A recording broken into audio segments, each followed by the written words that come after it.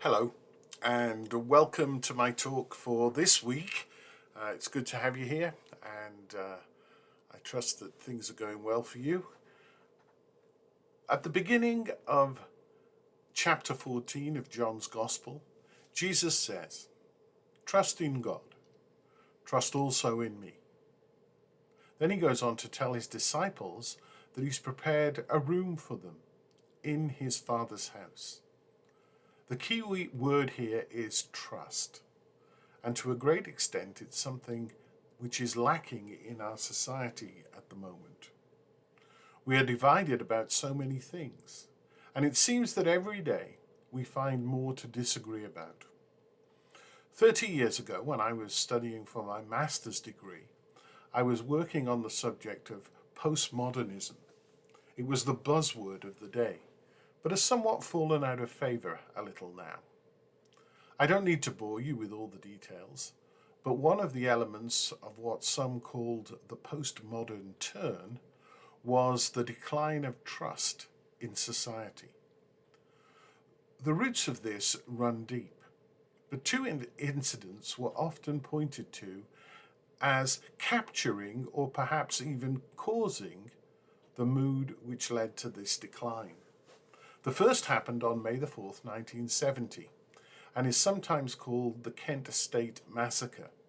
The National Guard opened fire on students who were protesting the widening of the Vietnam War into Cambodia.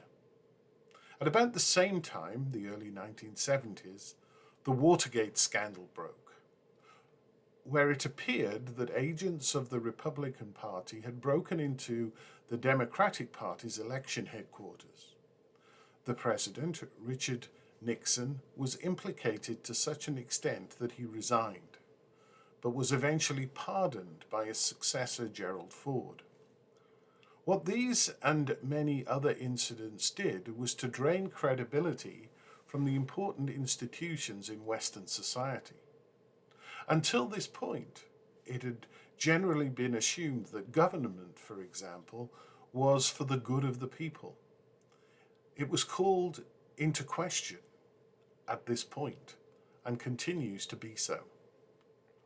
In a society where there appear to be so many broken relationships and such a lack of trust, how does the church respond?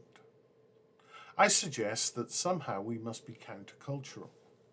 I think the part of this reason for the lack of trust and other factors are disturbing to so many people is that in our hearts the image of God tells us that we're not made for this type of life. We are made for communities of love and care. I know that at present this is hard to do because of COVID and the restrictions it places upon us. Perhaps, however, part of our preparation for the post-pandemic era, and there will be one, is to ask questions about how we remodel our life together to be communities of love that reflect the face of God. I know this sounds idealistic, but Jesus was an idealist. So once again, thank you for being here. I trust that you're keeping well. God bless and stay safe.